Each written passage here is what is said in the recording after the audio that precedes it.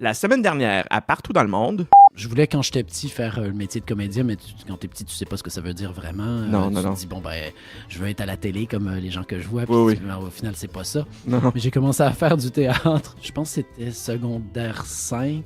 Pourquoi t'es en France? Parce que J'ai fait Chabicoin. Et donc, avec Pamela et Patricia, on s'est retrouvés balancés dans ce programme Vacances-Travail. On avait une espèce de réunion. On avait choisi la France, oui, évidemment. Tu pensais peut-être t'inscrire à des écoles de théâtre. Ah oui, moi, j'étais dû. Là. Ça tombait exactement à la période. Oui. C'était ça ma prochaine étape. Et donc, j'ai étudié 1 an, une super année à Moncton. C'était génial. La gang était vraiment super. Les profs aussi. Je m'amusais bien, mais en même temps, j'avais toujours cette envie-là d'essayer quand même d'entrer dans les écoles. Et Richard est décédé tragiquement. Ouais. Et j'ai repris contact avec lui. J'ai dit, on a perdu un ami proche tous les deux. Ben écoute, puis je vais venir te voir à Paris. On va faire notre deuil de notre ami ensemble, quoi. Nicolas, il demandait au directeur si je pouvais assister au travail qui se faisait. Donc, je suis allé voir un petit peu ce qui se faisait dans cette école de théâtre-là. Oui, OK. Et j'ai beaucoup aimé le travail que j'ai vu à l'école Claude Mathieu. Je trouvais que c'était tellement humain, c'était tellement... Et donc, j'ai dit, go, je passe mes auditions. Cette semaine à l'épisode, la suite de mon entrevue avec le comédien Denis Lefrançois dans Un Québécois expatrié en France.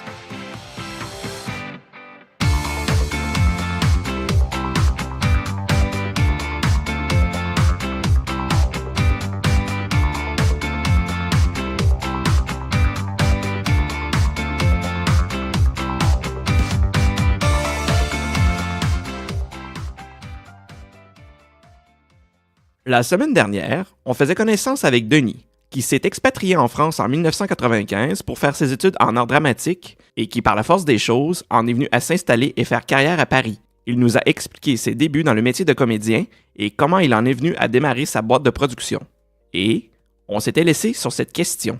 Pour toi, dans ta carrière, est-ce que ça a été déterminant d'avoir ce rôle-là à la télévision? Parce que on pense toujours que la télévision, ça va ouvrir les portes et que ça va tout te donner toutes les possibilités. Est-ce que tu trouves que ça a été déterminant dans ta carrière? C'est une bonne question. C'est toujours difficile de déterminer. Oui, c'est déterminant. Oui, ça fait Plus belle la vie. C'est juste pour des gens qui écouteraient le podcast et qui se diraient, mais c'est quoi exactement Plus belle la vie? Plus belle la vie, ça représente 6 millions de téléspectateurs tous les soirs. C'est une quotidienne. Il y a beaucoup, beaucoup de monde qui regarde ça. Ça a été diffusé de quelle année à quelle année? Moi, j'étais à la saison en 2009-2010. Okay. J'ai pas fait longtemps. Hein. Moi, j'ai fait 2 mois dans Plus belle la vie. 2 mois de tournage. Après, ça s'était tiré sur une saison? Non, ça ne tire même pas sur une saison parce que ça suit. Donc, genre, tu c'est tournes... quotidien, là. Oui, puis tu tournes 1 mois avant que ça soit diffusé, à peu près, parce qu'ils gardent... En plus, ils essayent de rester... sur l'actualité en même temps. Donc, quand il y a des élections présidentielles, ils sont capables s'il y a Macron et Marine Le Pen qui sont un face à l'autre, un face à l'autre et qu'on ne sait pas encore qui va être président ou présidente, ils sont capables de tourner une scène en prévision que ça va être Emmanuel Macron, puis une scène en prévision que ça va être Marine Le Pen. Et puis ils se mettent ça de côté. Puis il fallait évaluer les personnages dans ce storyline-là. Oui et non, c'est-à-dire que des fois c'est juste anecdotique dans l'histoire, mais qu'on se dit, hey, ils sont forts parce qu'ils ont réussi à caser ça, qu'il y a un nouveau président, alors que, tu sais, c'est... Il y avait tourné 2 possibilités je pense qu'ils fonctionnent de même au niveau des scénaristes. Et c'est une grosse machine, hein, Plus belle la vie. Mais ça existe encore? Oui. Ça tourne encore, là. Et moi, j'étais déjà, en 2009-2010, c'était la saison 6. Donc, on fait le calcul. En gros, ça veut dire que ça existe depuis 2003. Donc, ils doivent être à leur 15 ou 16e année. Là. Wow, OK. C'est comme si ici, District 31 avait... on peut même retourner à Virginie, dans le temps qui a tourné pendant je ne sais pas combien d'années, 10-15 ans, je pense. C'est une grosse quotidienne qui a les qualités et les défauts d'une quotidienne, c'est-à-dire que c'est critiqué par le métier parce que Plus belle la vie, ça reste du gros fast-food. Oui, c'est léger. Ouais. Après, c'est quand même bien fait. Pour du gros fast-food, c'est-à-dire la viande est bonne. Ouais, Oui. Et puis, surtout, c'est une bonne équipe. Ils sont bien huilés. T'es bien accueilli. Une vraie famille. Fait que toi, tu as eu un rôle pendant 2 mois. Y a-tu des gens qui arrivent et qui repartent, ou y a-tu des personnages qui sont là depuis le début? Ou Ah oui, il y en a qui sont arrivés au tout début. J'ai des amis qui étaient là dès le début, qui au final, ils se sont retrouvés au bout de 8-9 saisons à sortir de la série puis aller tourner dans d'autres séries ou à faire autre chose. C'est extrêmement prenant, là, si t'es tout le temps là. Oui, c'est ça. Des fois, toi, tu te dis j'en ai marre aussi, j'ai envie de faire autre chose. Oui. En même temps, c'est une bonne sécurité. On a notre ami québécois Serge Dupire qui est quand même dans la série depuis les tout débuts presque. Je pense qu'il est confortable dans la série. Il a d'autres propositions à côté, puis il fait son groupe de jazz. Il adore le jazz, puis il fait des concerts aussi à côté. Mais il y a Serge Dupire, voilà, que les gens peuvent connaître, là, qui est là-dedans. Oui, après, l'impact que ça a pu avoir sur moi. Moi, j'ai fait un rôle de Québécois dans la série Plus belle la vie. Il faut savoir que quand tu es Québécois, que tu es comédien en France, du moment que les gens le savent, tu te fais pas proposer d'autres choses que des Québécois en termes de tournage cinéma et télévision. OK. Quasiment. Hein. C'est pas vrai parce que j'ai déjà eu des rôles qui n'étaient pas québécois où je fais le français absolument pas de problème. Il y a quand même certains exemples notables comme, mettons, Suzanne Clément, Yves Jacques, Marie-Josée Croze, tout ça, ils font des rôles de français dans des films français. Oui, c'est ça, sauf qu'eux autres, ils sont arrivés par une autre porte. Oui, c'est ça. C'est-à-dire qu'eux autres, ils sont arrivés, Marie-Josée Croze, par exemple, quand elle a eu son prix à Cannes, c'était sur un film québécois. Mais elle avait gagné un prix d'interprétation à Cannes et elle s'est fait ouvrir les portes toutes grandes et c'est super. Mais on n'a jamais demandé à Marie-Josée Croze de jouer un rôle de Québécoise. Non, c'est vrai. En France. Non. On n'a jamais demandé à Marc-André Grondin. Peut-être qu'on leur a demandé. Oui, puis qu'ils n'ont pas pris ces rôles-là. Ils ont peut-être été conseillés par... Je sais pas, j'aimerais ça en discuter un jour avec eux autres. Oui. Ils ont peut-être été conseillés par des gens qui ont dit non. Surtout, tu dis non parce que si tu mets le pied dans l'engrenage de ça, tu vas te faire proposer tous les rôles de Québécois de service sur le territoire français. Oui. Et c'est pas forcément bon pour ta carrière. Oui. Et c'est là où je te dis... Quelle est la différence avec toi? Ou est-ce que... Moi, dès le départ, en fait, j'ai dit non, je suis Québécois, je vais l'affirmer. Et puis je vais aller au casting, puis je vais dire, ouais, je suis capable de perdre l'accent, mais je suis Québécois. Puis tu sais, c'est... Oui. Et au final, peut-être que je me suis moi-même empêché. Tu vois, je reviens à mon amie Nadine. Oui. Dont je parlais tout à l'heure. Nadine, elle travaille beaucoup en doublage en France. Nadine, qu'on rappelle, qui est québécoise. Qui est québécoise.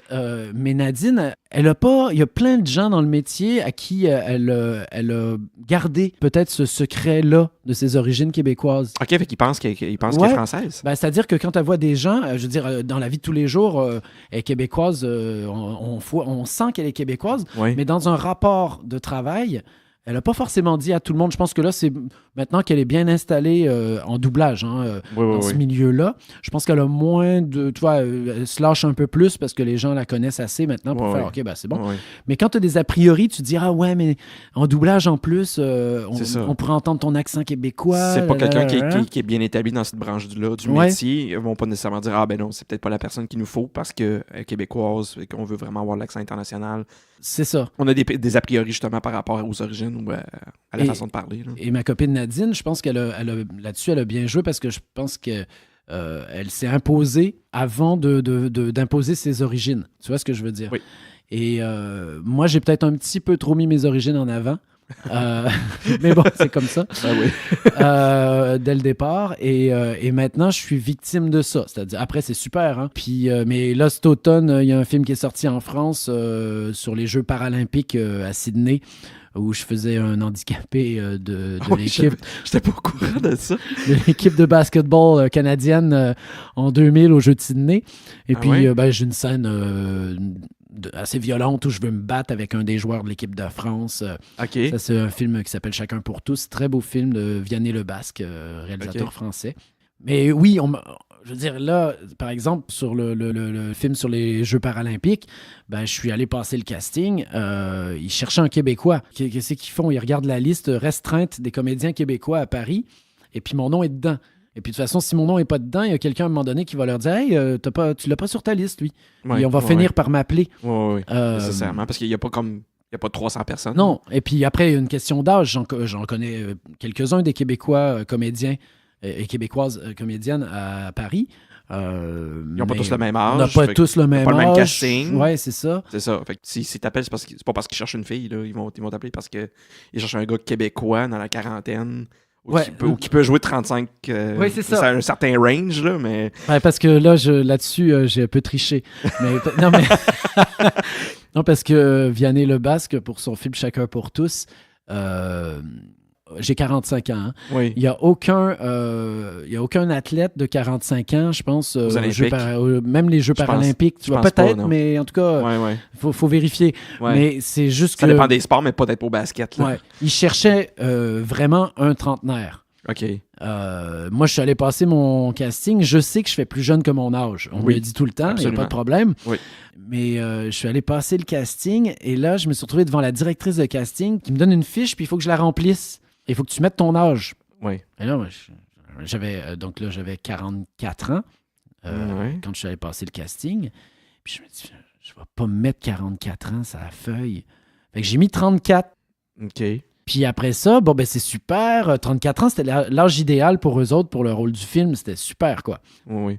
Et après, ils t'ont pas posé de questions. Ils m'ont pas posé de questions. Après, elle m'a appelé. Elle m'a dit, écoute, Vianney adore ton travail. De toute façon, tu es le seul que je mets sur le rôle. Oui. Je ne vais pas voir d'autres comédiens parce que tu me conviens tout à fait à moi. Oui. Donc, je vais t'imposer au réalisateur. Oui, oui. Qui est la directrice de casting. Donc, La directrice de casting, si elle a envie de quelqu'un, elle dit au réalisateur, c'est lui que j'ai envie d'avoir dedans. Oui. Et donc, après, je me retrouve à un deuxième rendez-vous avec le réalisateur.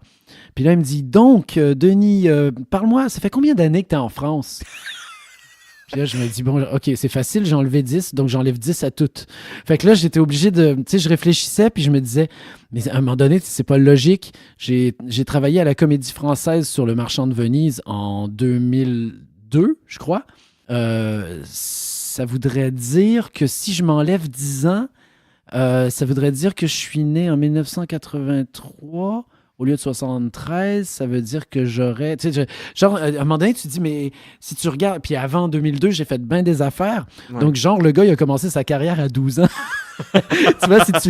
T'as fait ta formation en 95, puis t'as 12 ans. Si t'analyses mon CV, tu peux pas y croire. Non, c'est ça. Puis il me posait des questions, j'étais là, enlève 10. Puis là, j'enlevais 10 à chaque fois que je répondais. Je sais toujours pas, au jour d'aujourd'hui, si Vianney Lebasque, il sait que j'ai 10 ans de plus que ce que j'y ai annoncé au départ. La production, ils le savent parce que les autres, ils me font signer des contrats. Puis là, OK. Oui, ils ont vu des cartes puis tout. Là. Mais bon, tu sais, c'est toujours une affaire un peu bizarre. Si tu l'as fait, le rôle marche. Oui, bien sûr. Mais c'est vrai que dans l'autre sens, c'est là où je dis c'est délicat parce que j'ai toujours eu une espèce de... j'ai pas envie de mentir sur mes origines. Tu sais, on revient à ça, en fait. Et c'est peut-être là où je l'ai fait sur certains castings, mais j'étais pas, moi, tout à fait en accord avec l'envie de faire ça. Donc, c'est là où je dis que j'ai pas joué le jeu, en fait, de me faire passer pour un pur Français. Oui, toi, tu l'as jamais fait. Oui, je l'ai fait, mais je l'ai pas fait vraiment parce que j'avais toujours le côté québécois qui était là puis qui disait non, OK, sincèrement, je vais vous dire, je suis d'origine québécoise. Et puis, mais je peux jouer sans accent, il n'y a pas de problème. Oui, je suis pas français, fait quand on t'a vu, on est allé te visiter à Paris en 2012, on s'est croisés plusieurs fois, puis t'avais 0 accent québécois là, à ce moment-là. Là, depuis que ça fait une couple de fois que tu reviens au Québec, tout ça, des fois, on le sent, l'accent français. Quand tu parles, on aussi, t'as l'accent québécois qui se mélange à ça. Tu sais, c'est comme la dualité. Moi, je suis tout le temps entre les deux. Oui, c'est ça. Est-ce que les Français, des fois, te disent, même quand t'es avec des Français, puis t'es là pendant longtemps, est-ce que ça te permet... Avec les années, est-ce que ça te permet de passer inaperçu? Est-ce que les gens ils font comme un petit sourcillement quand ils t'entendent parler? Ou tu es capable de complètement d'être totalement fondu dans la masse française puis ils savent pas que tu es un Québécois si tu décides de pas l'afficher? J'ai envie de dire, c'est variable. C'est-à-dire qu'au bout de 3 bières, là, on peut pas... Ouais, ben là, si tu te mets en situation de désavantage, c'est sûr qu'après 3 bières... Ouais. Non, mais c'est vrai que je peux avoir des conversations avec du monde là-bas et effectivement, je m'arrange pour qu'on n'entende pas forcément mon accent parce que des fois, j'ai pas forcément envie que mon accent québécois s'entende. Et donc, c'est drôle, tu vois, parce que le timbre de voix, il est ailleurs. Oui, absolument. Quand je prends mon accent québécois et quand je l'ai pas. Mais tu vois, mais je peux très bien avoir une conversation là-bas, et puis tout d'un coup, c'est au bout d'une demi-heure où je vais sortir quelque chose. Ouais, une Puis là, la personne va faire « Ah, mais j'avais pas remarqué que tu avais un accent, d'accord. » Mais tu vois, ça arrive, ça peut arriver. Ouais. Mais oui, parce qu'avec les années, c'est aussi une question de musicalité, de langage, j'ai envie de dire.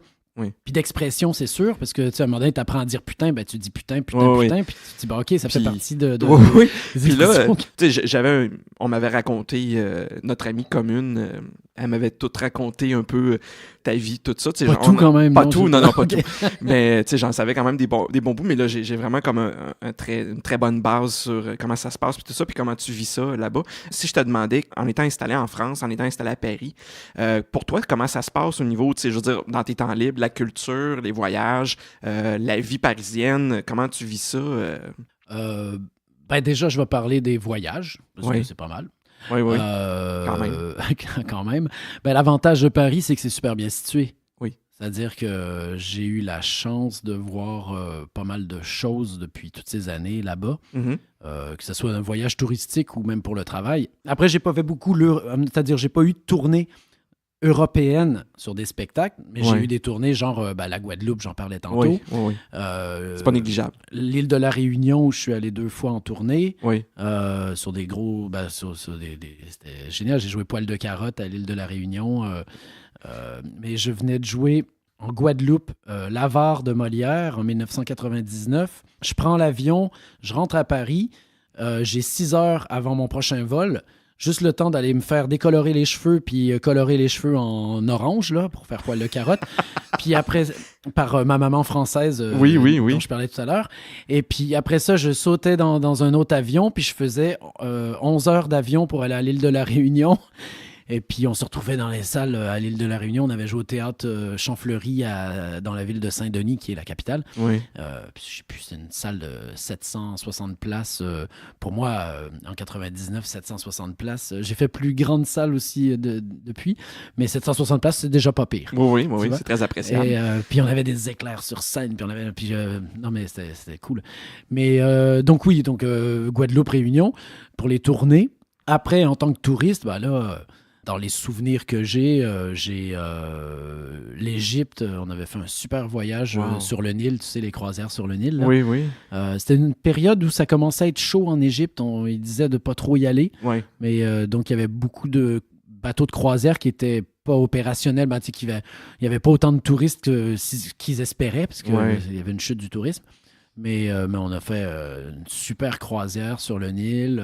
Après, on est allé faire du snorkeling là, dans la mer Rouge et tout. Donc, tu fais, wow, c'est génial. T'es pas à Cuba, là. Non. Et puis, je sais pas, le Maroc, c'est super. La Tunisie. Au Maroc, t'es allé pour le travail ou t'es allé plus pour le loisir? Non, avec ma blonde, on est allé voir une amie qui habitait là-bas, là, à Casablanca. OK. Et puis t'es allé en Tunisie aussi. Et ouais, puis on a fait la Tunisie. Tunisie, j'ai vraiment plus fait à chaque fois. Je suis allé plusieurs fois. Ça a plus été style hôtel-plage, là, pour relaxer, c'est ça, tout inclus. Puis après, tu sors un peu de ça pour aller te balader, mais ça restait un peu le touriste qui va un peu pour se bronzer sa plage, puis prendre ça cool. C'est bien aussi. Mais... absolument. c'est pas négligeable. Puis après ça, il y a eu...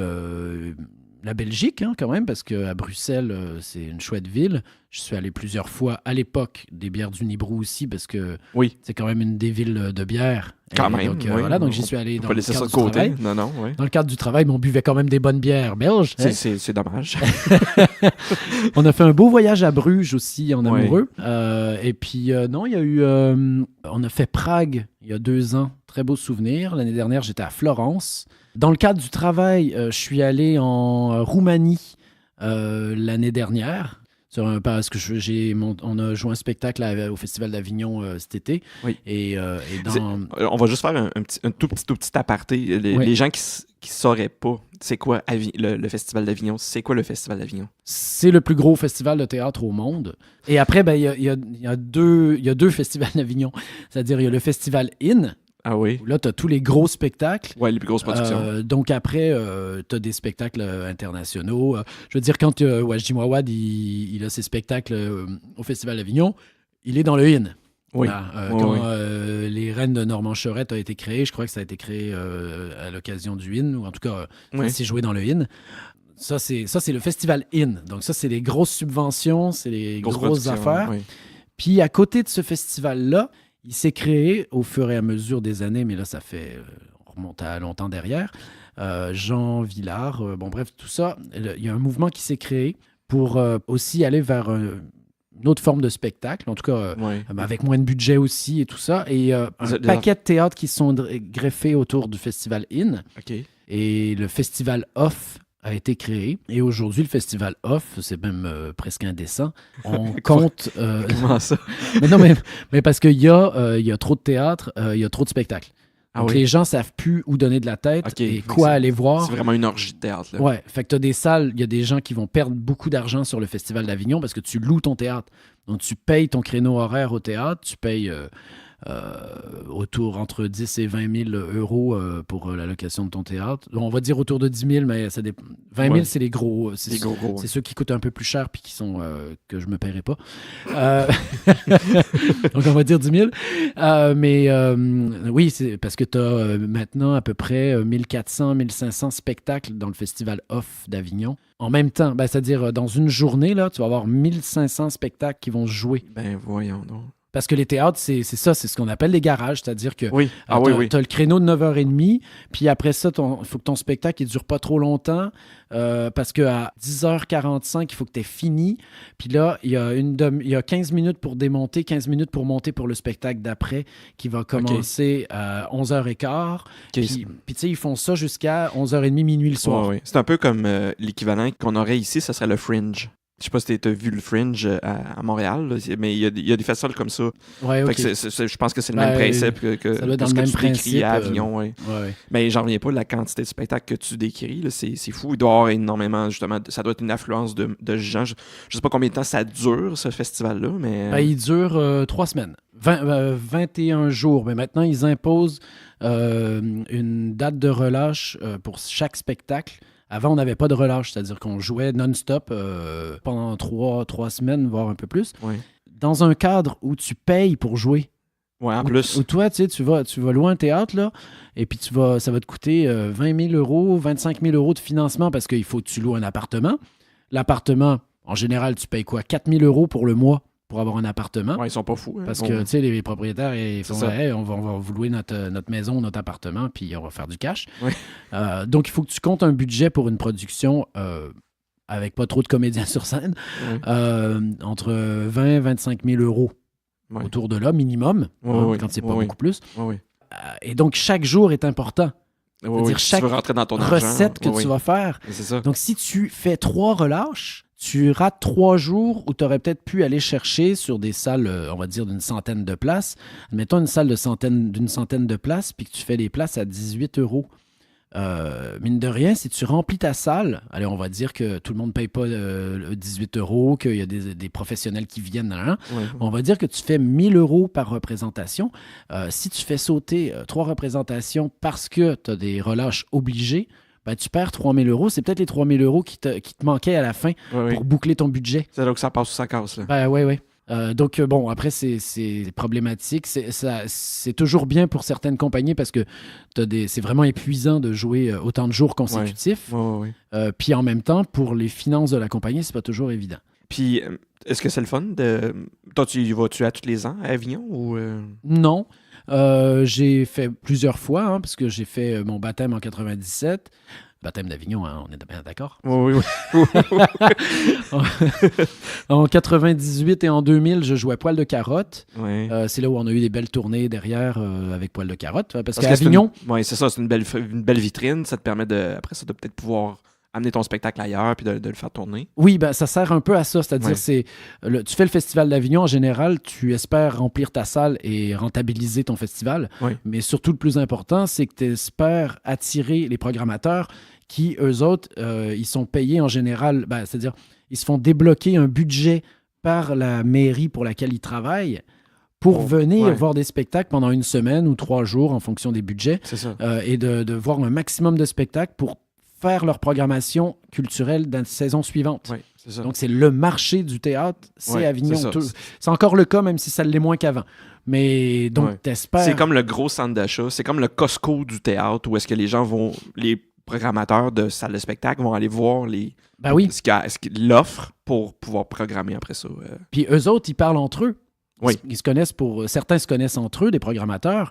Et puis s'il y en a un qui a flairé quelque chose, puis il dit « Hey, moi, j'ai vu ce spectacle-là, il est génial. Ouais. Puis là, tu as tous les programmateurs qui s'en parlent. Ouais. Ils finissent par tous venir. Puis là, tu croises les doigts, puis tu dis « Hey, si on peut s'organiser une super tournée à la suite de ça, Ouais. ça serait génial. » Donc, tu espères toujours faire le buzz du Festival d'Avignon. Ouais, OK. Et ça peut arriver. J'ai des amis qui ont fait des buzz d'Avignon, qui ont remporté des prix d'interprétation à Avignon, parce que des fois, il y a des prix qui sont remis, oui. qui sont remis aussi, qui sont annexes au festival, mais qui finalement nourrissent pas mal de choses dans la presse aussi. OK. Mais t'espères faire le buzz d'Avignon, en OK. gros. Mais ça, c'est vraiment, vraiment fabuleux.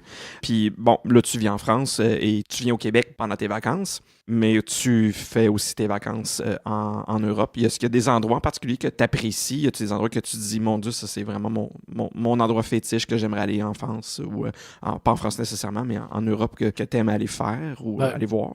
Moi, j'aime bien changer à chaque fois. Oui. Donc, non, j'ai eu... en France, je me souviens que pendant les premières années, en tout cas, début des années 2000, dans ce coin-là, j'aimais bien partir avec des amis puis louer un chalet en Auvergne au moment des fêtes, puis d'aller faire le réveillon du jour de l'an dans un moulin en pleine Auvergne. Et on a fait ça pendant 2, 3, 4 ans, comme ça, là, entre amis. Puis même de louer un chalet pour aller écrire, parce qu'il n'y a rien de mieux que d'aller s'enfermer dans un chalet pour aller écrire. Ça, je l'ai fait aussi, même tout seul. OK. Parce que c'est peut-être pas évident de faire ça, mettons, quand tu es à Paris, ou est-ce que... Tu es pris par le quotidien, par toutes les autres affaires à faire. OK. Après, te dire des endroits, pour revenir à ta question, j'ai pas d'endroit précis, non, en Europe. J'aime bien changer. Il y a un voyage que j'ai pas nommé tantôt, mais c'est juste parce que, juste faire une petite parenthèse à mon tour, c'est le Niger, parce que j'ai eu une expérience nigérienne en 2006 qui correspondait à ma première mise en scène. Je venais juste de publier aux éditions Les Signes ma pièce Pour la terre d'Ezra, disponible sur Internet. Et...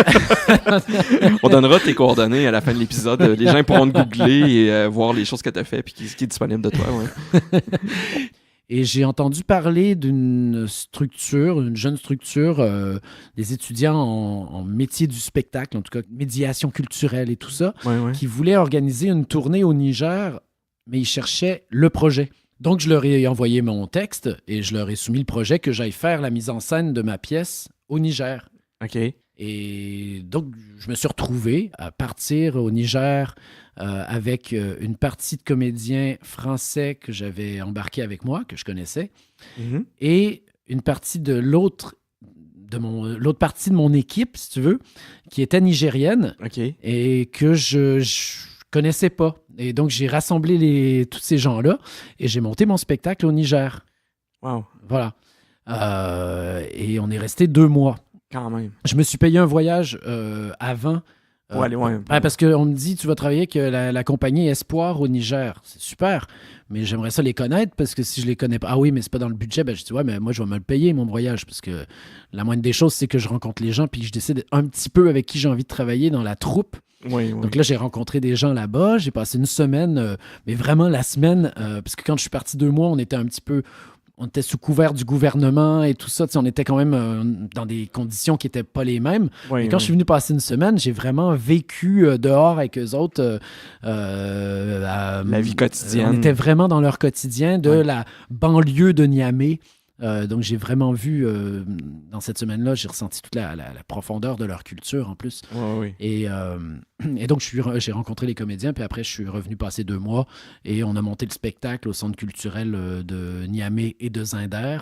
Et on est parti en tournée dans le pays. On est allé jusqu'au nord du pays, à Arlit, qui est une ville d'uranium. Donc, tu ouvres ton robinet, puis tu te sers un verre d'eau, tu fais... non, je pense que non. Vu la couleur, je ne vais pas en prendre. Il vaut mieux pas, d'ailleurs. Oui, j'imagine. Mais on a été pris dans le sable en plein milieu du Sahara. Je me suis pris la tête avec un éclairagiste bon, la ville m'échappe, c'est pas grave, mais dans une autre ville au centre du Niger, parce que le gars, il me dit, c'est le seul éclairagiste de la ville, d'accord? Oui. Et Agadez. C'est Agadez? Oui, je pense que c'est Agadez. Je me parle à moi-même, hein, c'est un peu mon côté Gollum. C'est pour ça que je suis en train de regarder ça, je suis comme, OK, je suis peut-être mieux de pas intervenir. Et donc, je veux pas dire de conneries, mais c'est Agadez. Et déjà, on arrive, on me dit, Denis, tu vas avoir ton spectacle, il va se jouer demain.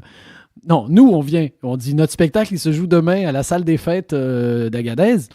Et puis là, les gens sur place font, ah bon? Ben oui, vous avez été avertis quand même qu'on venait jouer le spectacle demain. Il fait, non, ok, d'accord. C'est ce genre de... Oui. OK, comment on va faire? Et c'est surtout, je vais voir la salle des fêtes, mais la salle des fêtes, c'est une grosse scène en béton, en extérieur, avec des gradins, mais qui sont à, je sais pas moi, 10 mètres de distance de la scène, mais tout en extérieur. Et des fils qui sortent à gauche, à droite, des fils électriques qui sortent sur les deux côtés de la scène, là. Oui. Puis c'est tout. Il n'y a pas rien. Donc là, on me dit, il y a un éclairagiste dans la ville, donc je prends contact avec lui, puis il vient avec il me dit, OK, moi j'ai 4 projecteurs pour vous faire de la lumière. C'est l'éclairagiste de la ville. Et puis je dis, OK, super, on va répéter ce soir, parce qu'on joue demain soir. Donc, je te donne les sous, hein, je le paye. Oui. Et puis, je dis, on va répéter ce soir sur le plateau. Donc, il faut que tu sois présent parce que sinon, on va être dans le noir, parce que c'est le soir. Il fait noir. Et puis, tu viens demain soir pour faire la lumière du spectacle. Oui. Et qu'est-ce qui s'est passé? Il n'est pas venu à la répétition du soir. Fait que là, j'ai allumé ma lampe de poche, là. Et puis le lendemain, puis je l'ai appelé après notre répétition dans le noir. Je l'ai appelé, j'ai dit, écoute, t'es pas de confiance, je t'ai donné des sous, je t'ai dit, viens faire la lumière ce soir pour la répétition, puis t'es pas là. Mm-hmm. Ah oui, mais bon, c'était comme ça. Là. Et puis, il a essayé de bredouiller quelque chose. J'ai dit, écoute, reviens me redonner mon argent. Et il est venu. Ah oui? Donc, en même temps, tu vois, c'était pas un voleur. Non, c'est juste ça. Le gars, c'était de la négligence ou je sais pas quoi. Oui. Mais il est venu me donner mes sous. Sauf que j'étais bien embêté. C'est le seul éclairagiste de la ville. Puis là, il fallait que ce soit le lendemain. On joue le lendemain soir. Donc, le lendemain, je pars avec Munkaila, qui était l'assistant. Et je dis à Munk, je fais, qu'est-ce qu'on fait? Il y a un marché. Donc, on va sur le marché. Et j'achète des rampes de néon.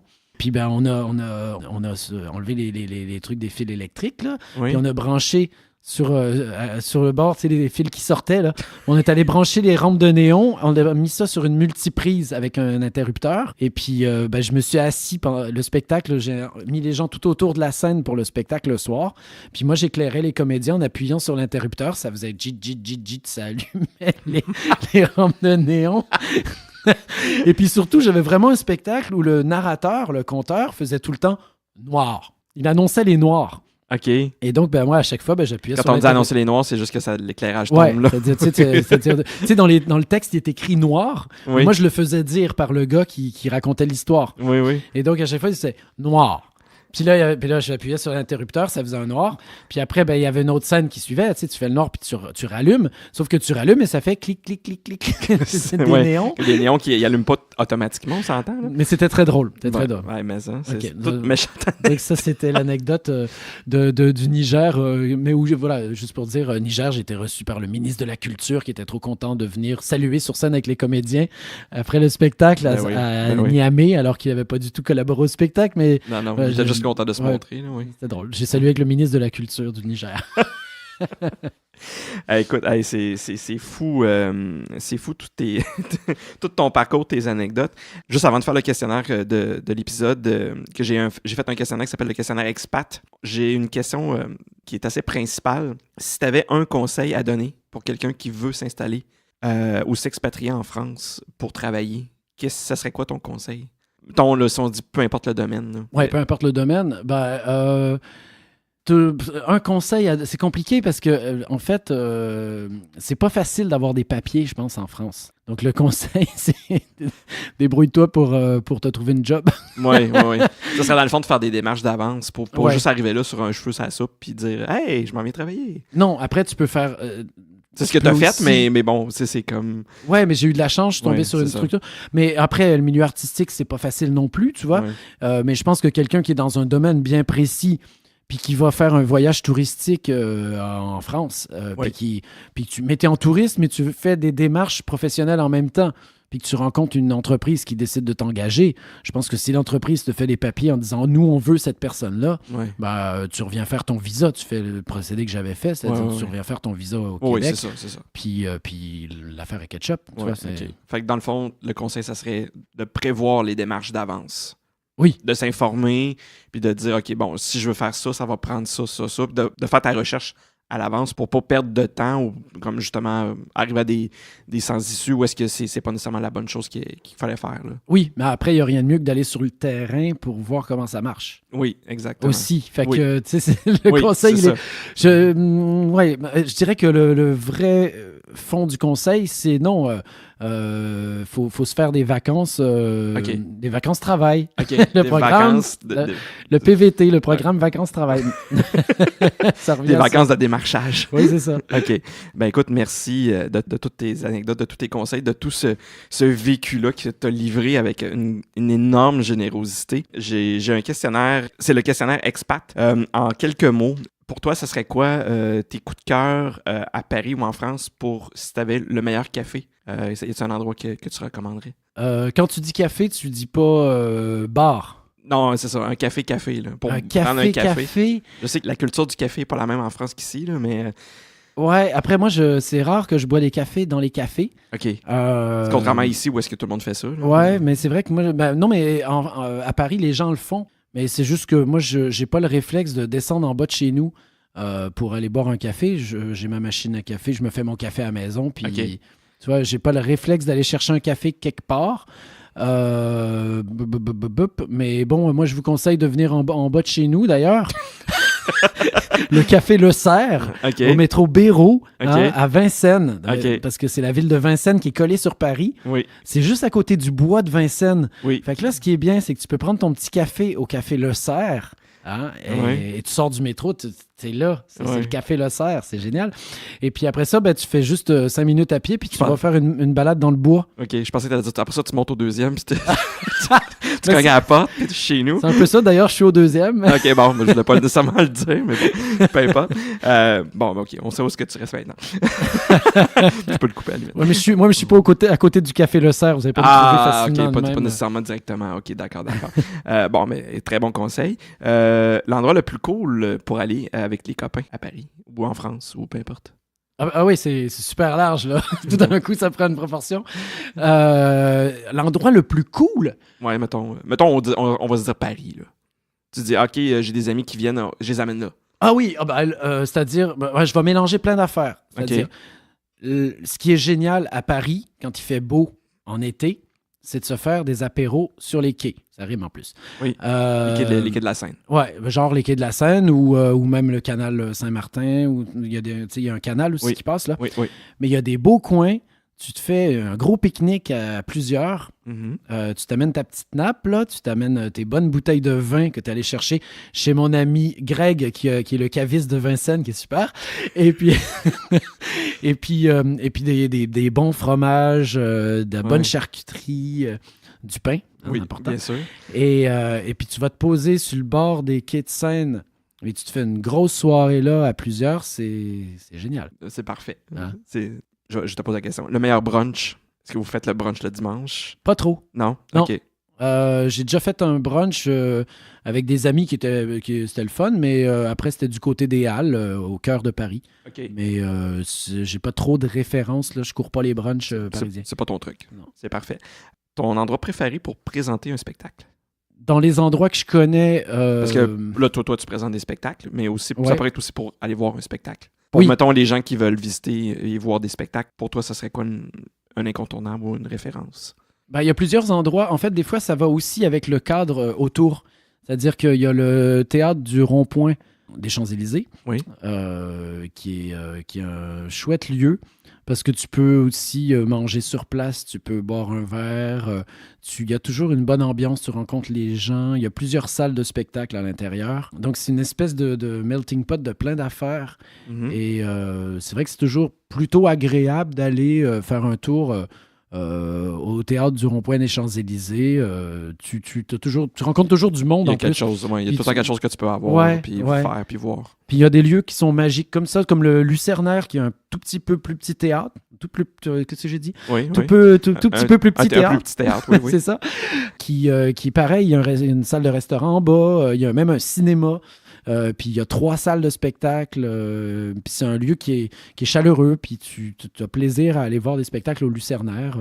Ça a peut-être. C'est pas le même niveau de théâtre, parce que le théâtre du Rond-Point des Champs-Élysées, c'est plus du subventionné et tout ça, alors que Plus chic, le mettons. Lucernaire, on serait plutôt dans du cadre de théâtre privé où les compagnies mettent un peu de sous de leur poche et tout ça aussi, tu vois. C'est bon. Si je te demande le plus bel arrondissement pour aller se balader dans Paris?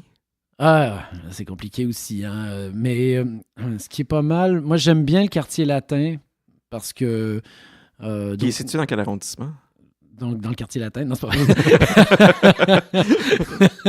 C'est 5e, 6e arrondissement. Oui, c'est Saint-Michel, Saint-Germain-des-Prés. Saint-Germain-des-Prés, oui. Mais je crois que ce qu'on appelle le quartier latin, c'est plus le 5e, c'est plus Saint-Michel. OK. Mais bon, tu as la proximité de la Seine, tu as l'île de la Cité, en fait, tu peux traverser les ponts. T'as la Seine, c'est quand même c'est beau. Oui, la Seine. Oui, absolument. T'as des beaux monuments aussi, des vieux édifices qui sont sur le bord de la Seine à cet endroit-là. Si tu rentres dans les petites rues, c'est super mignon. C'est des petites rues qui sont pas trop étroites avec plein de petits commerçants. Ça reste très touristique. Hein. Moi, je vous conseille pas d'aller boire un verre place Saint-Michel, en arrière de la fontaine, là. Tu sais, juste quand tu passes la fontaine. Les gens qui écoutent l'épisode de Denis pointe en ce moment. Je sais pas qu'est-ce qu'il pointe, là, mais il pointe. Non, mais parce que je sais qu'il y a un bar, je me souviens, à chaque fois que tu vas boire un verre là-bas, ils ont tout le temps du monde. Okay. Parce que c'est tellement touristique, ce coin-là. C'est bondé, là. C'est-à-dire qu'ils sont bêtes. OK. Tu sais, le cliché du serveur bête qui envoie balader ses clients parce qu'il n'y en a rien à cirer, parce que demain, c'est d'autres mondes qui vont être là. Ouais, c'est ça. Pas les habitués. Ouais. Donc, n'allez pas dans ce bar-là. Là. OK. Oui, celui-là que tu pointes. Ouais. Ouais, il y a peut-être des trucs plus plaisants à voir ailleurs. D'ailleurs, ça m'amène à la question. Si quelqu'un te demande où est-ce que je devrais aller prendre un verre... Ah! Ben, pas là. Pas là, mais je sais qu'il doit y avoir une pléiade d'endroits où est-ce que tu peux aller, mais mettons, si on se dit un quartier pour aller prendre un verre, ça serait quoi l'idéal? Quartier de la Bastille. Oui, que tu nous avais amené d'ailleurs dans le quartier de la Bastille pour prendre un verre. Oui, ben tu vois. Oui, c'est ça. Et quartier Oberkampf, dans ce coin-là, la rue Oberkampf. OK. Il y a pas mal de bars. Coin Oberkampf-Saint-Maur, là. Oui. Il y a un endroit qui s'appelle la Place Verte. C'est plutôt agréable comme bar, c'est assez grand. Puis du côté de la Bastille, moi j'ai un bar, ça fait un bout de temps que je suis pas allé d'ailleurs, mais... c'est le bar que tu nous avais amené? Qui s'appelle l'Entrepote. C'est-tu là que je t'avais amené à l'Entrepote? C'est possible? Écoute, ça me dit quelque chose, mais là... C'est tenu par le patron, s'appelle Nasser. Tu te souviens pas de ça? Peut-être pas, là, ce point-là. Mais c'était l'Entrepote, ça doit l'être toujours. Ça fait un bout de temps que je suis pas allé, mais c'était les meilleurs mojitos de Paris. Oui, il y avait des mojitos. Oui. Ça. Ah, je pense que c'est là. Ouais. Effectivement. Ouais, OK. Puis sinon, le Marais, ça se peut-tu? Ou dans le Marais, y a-tu des trucs intéressants? Oui, mais je connais mal le quartier du Marais. Oui, on est déjà sorti dans le Marais, mais je connais. Ouais, je peux pas donner d'endroit précis. Même si c'est chouette, là, pour se balader aussi, c'est un beau quartier, le Marais. Oui, moi j'avais bien aimé. On était logés là, dans ce coin-là, puis j'avais beaucoup aimé le Marais. Et le café L'Envol québécois, quand même. Parce que, je veux pas. Histoire de... C'était un petit goût de nostalgie quand tu es à Paris. Tu vas aller voir quelque chose de plus québécois. La plus belle terrasse, si on est dans la même veine, ou la terrasse la plus chouette pour aller prendre un verre ou avec des amis, tout ça. Je sais qu'il y en a, encore là, il y en a sans fin, là, il y en a plein. Oui. L'autre jour, on était allé, je savais même pas que c'était possible, mais il y a un bar-restaurant qui se trouve sur le dessus du centre Beaubourg. Et donc, tu peux aller sur le top, là. Oui. Et puis, tu peux aller boire un verre en haut. Et donc, tu as une super vue de Paris. OK. Et en même temps, tu as une terrasse, tu peux t'asseoir en terrasse. Ouais. Donc ça, c'est pas mal. Puis il y a un autre bar, mais je me souviens plus du nom, dans le 20e arrondissement où je suis allé l'autre jour. Mais tu pognes ta bouteille de vin, tu payes ta bouteille de vin en bas, tu t'achètes une pizza. Et puis mais c'est un restaurant chic, là. Tu sais, c'est Stark là, qui a fait ça, là. C'est... Tony Stark, là. non, Tony Stark, c'est autre chose. Il fait des hôtels bien... Ouais, mais je me souviens plus du nom. Ouais, mais ça me dit, le nom me dit revient quelque pas. chose, effectivement, Stark, là, Ok. dans l'hôtellerie. Là, ouais. Et puis, en fait, tu prends l'ascenseur avec ta bouteille de vin puis ta pizza. Puis après, tu t'installes sur le toit. Il y a wow. des tables et tout. Puis pareil, tu as une super vue. C'est dans le 20e arrondissement. Très bonne idée. OK, on retient. Je vais prendre des notes de toute façon. Mettons, l'événement ou le happening le plus cool que tu as vécu ou que tu es allé visiter.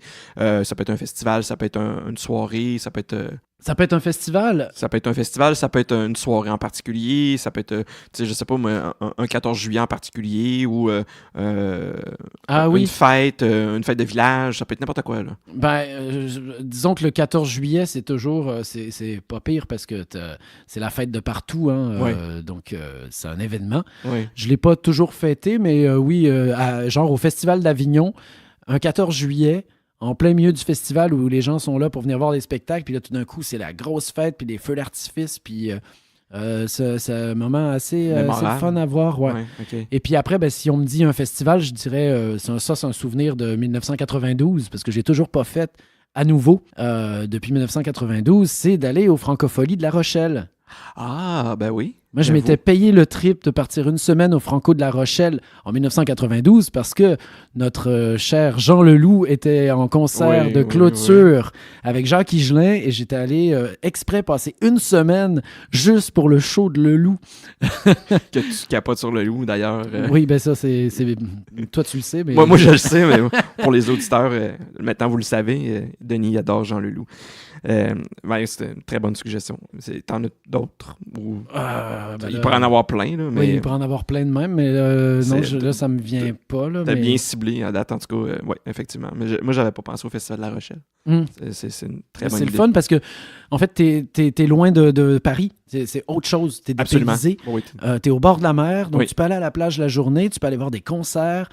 Tout est ouvert de partout, mais un peu comme au centre-ville de Montréal, mais ça reste... C'est les Francopholies de La Rochelle. C'est l'origine des Francopholies. C'est là. Puis, c'est ça, c'est-à-dire que quand tu viens du Québec puis que tu te retrouves à La Rochelle aux Francopholies, tu découvres les artistes locaux. Puis en même temps, c'est génial. Il y a plein d'artistes québécois qui sont là, qui viennent chanter, qui viennent se faire connaître, qui sont pas connus, que nous autres, on connaît super bien au Québec, mais que la France connaît pas. Fait que là, tu te retrouves tout d'un coup à taper discussion avec... moi, à l'époque, c'était... je suis allé voir Dan Bigra, il venait juste de percer au Québec.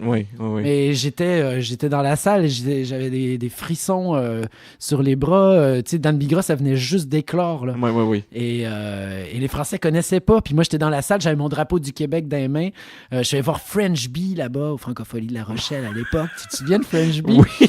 On se souvient de la langue. La langue de Lepage puis celle de Tremblay. Oui, ça date, my God. Donc, j'avais oublié ça. donc oui, les Francopholies, il y a quelque chose qui est... En tout cas, moi, c'est un super souvenir en plus. Écoute, la prochaine fois que je vais passer dans le coin de La Rochelle, je vais retenir le meilleur endroit pour une bière en France ou à Paris. T'as le goût d'une bière, là. Où tu vas? Tu vas en Belgique? Non, moi, j'aime bien aller à la place Clichy parce qu'il y a 2 bars à bière à la place de Clichy. Il y a le Carolus et il y a la Taverne Clichy qui se trouve juste là, à la sortie du métro, à côté du gros cinéma Pathé. Il y a un gros cinéma, puis sur la droite du cinéma, là, tu as 2 bars à bière. Moi, j'aime bien aller là-bas quand je donne rendez-vous parce que ça change des autres quartiers. C'est le quartier de Clichy et tout ça. Puis, comme ça, là, spontanément, je te dirais ça. Ah oui, wow. OK, je retiens. Ça, c'est encore une très bonne suggestion. Ton parc préféré pour... si tu as le goût d'aller dans un parc. Tu as parlé du bois de Vincennes tantôt, là, bien sûr. Ouais, mais c'est pas un parc. C'est un bois. OK. Non, mais c'est vrai. Le parc des Buttes-Chaumont, je dirais. C'est là où je suis le plus souvent allé Ça a l'air de quoi, les buts de Chaumont? Ben, il y a des buts. Oui. Il y a un petit lac artificiel. Ok. Ils ont même mis une chute d'eau OK. à un moment donné. Bon, après, ça sent un petit peu trop le pipi si tu t'avances un peu trop, là, mais Ouais, OK. non, tu sais, c'est les inconvénients Des parcs, de la ouais. grosse ville comme ça, mais Oui. ça, c'est partout pareil. Bah oui, absolument. Mais tu peux t'asseoir dans l'herbe, aller pique-niquer avec des amis. C'est vallonné, puis c'est grand. C'est-à-dire, tu peux faire le tour du parc, tu fais pas en 3 minutes. Fait que c'est vraiment un vrai parc de ville Ouais, avec ouais. des choses à faire, des activités, tu peux pique-niquer. Comme quand tu vas au parc La Fontaine. OK. Ouais, ce serait l'équivalent. Prochaine question. L'endroit qui a fermé, qui n'existe plus, dont tu t'ennuies. Il y avait un bar. Ouais, toujours les bars. Hein. Oui, oui. Mais c'est ça qui ferme. C'est triste. Ah ben oui, c'est sûr, c'est très éphémère. Oui. Mais il y avait un bar qui s'appelait La Liberté, qui se trouvait au métro Faidherbe-Chaligny à Paris. C'est mon amie Lisanne Potvin, qui est une super artiste peintre québécoise, qui est revenue à Montréal maintenant, ça fait un bon bout de temps, Oui. mais qui a vécu longtemps à Paris et qu'on est amis depuis des années. Oui. Et Lisanne, c'est elle qui me sortait là-bas. Et c'est là, tu sais, les groupes comme les Têtes Raides. Ça dit quelque chose, les Têtes Raides? Non, pas celui-là, par exemple. Têtes Raides, c'est un des gros groupes français qui a... Tu sais, il y a eu La Tordue, les Têtes Raides. En tout cas, c'est une espèce de mouvance française, de chansons françaises très fortes avec... du rock, mais aussi, je dirais pas du trad, mais en tout cas, quelque chose d'assez guinguette OK. derrière. OK. Mais c'était des gars, c'est quand même des sacrés numéros. Ah oui, OK. Et puis, c'est un peu... La Liberté, c'est là où il y avait tous les cas de société qui venaient boire des verres. Mais c'était génial. OK. Puis tu discutais avec tout le monde, et puis des soirs, ça virait en party avec des groupes qui venaient jouer à l'improviste, parce que tu sais, c'est le petit bar, c'est tout petit, hein? Oui, oui. C'est minuscule. Ça C'est fait- comme genre le verre bouteille où tu vois. Ouais, ou l'escogriffe, ou... Ouais. OK, un peu dans cette mouvance-là, où est-ce qu'il y a des petits groupes, puis c'est très... Puis, là, j'ai appris que c'était fermé, là. Donc, j'ai pas pleuré, mais Ouais. c'est dommage. Le ou les quartiers que tu veux découvrir davantage prochainement. Des choses que tu dis, ah ouais, j'aimerais ça, mais ça a l'air... Ça peut être, pas obligé que ce soit à Paris, ça peut être ailleurs aussi. Là.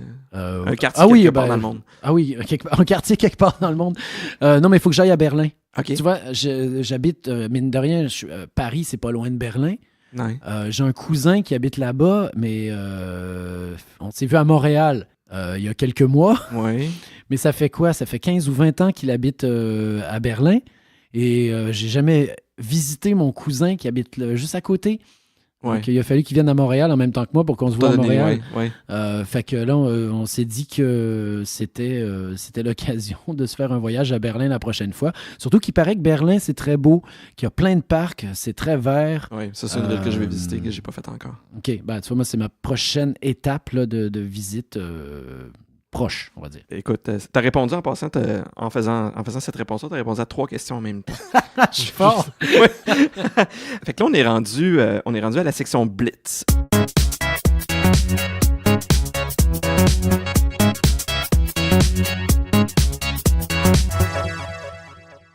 Fait que le Blitz, qu'est-ce que c'est? C'est, je te donne le choix entre une chose ou l'autre chose. OK. Il faut que tu choisisses. Ouais, OK. Je sais, des fois, ça va être des choix déchirants. Ouais, je Mais vois il le faut- principe. Tu vois Ouais. le principe? Ouais, j'ai déjà vu ça quelque part. Ouais. Ouais, c'est ça. J'ai rien inventé. Non, mais c'est pas ça que je veux dire. Puis ça va y aller assez rapidement. Fait que je te demande, Coupe du Monde ou Coupe Stanley? Coupe Stanley. Buvette parisienne ou microbrasserie de Montréal? Microbrasserie de Montréal. Mont-Royal ou Bois de Vincennes? Bois de Vincennes. OK. Mont-Tremblant ou Mont-Ventoux? Mont-Tremblant. OK. Week-end à la campagne au Québec ou en France?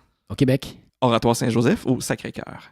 Oratoire Saint-Joseph. Oratoire Saint-Joseph. Le métro de Paris ou le métro de Montréal? Le métro de Paris. La Seine-4 ou les Champs-Élysées? La Seine-4.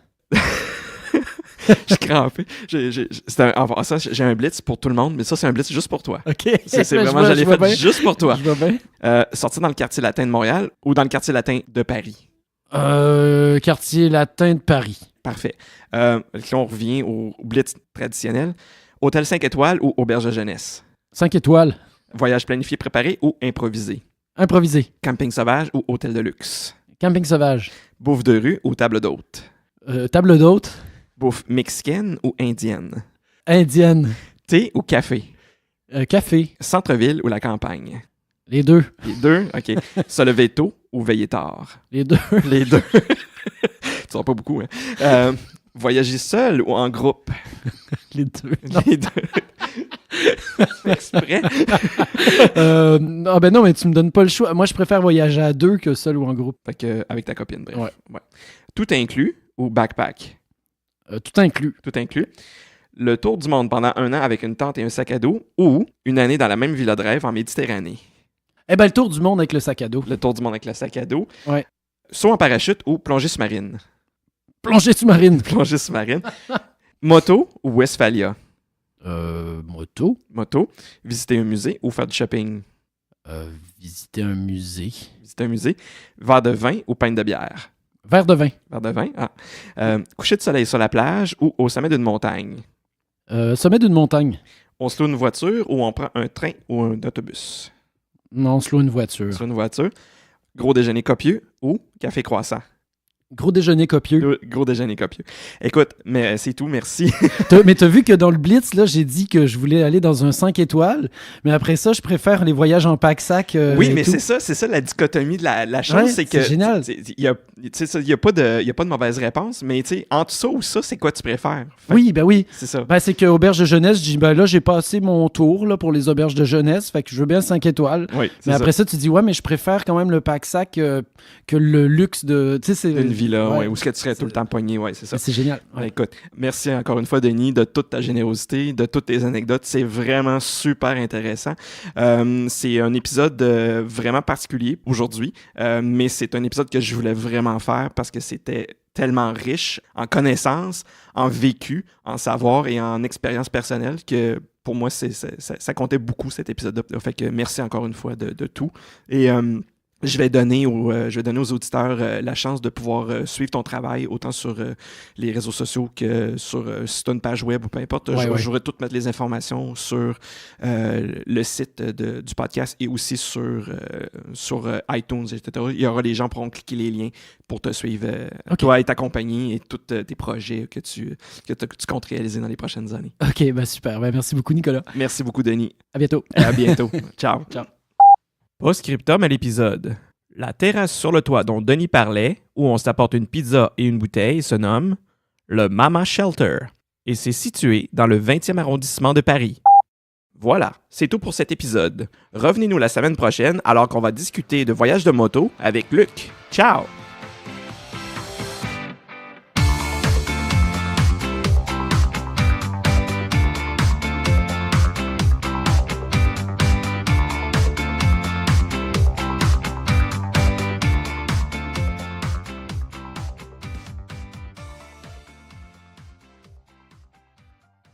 Si vous avez des questions à propos de cet épisode ou pour toute autre question, n'hésitez pas à nous contacter à l'adresse partoutdanslemondepodcast@gmail.com. Nous sommes également sur Facebook et Twitter. Simplement recherchez Partout dans le monde podcast.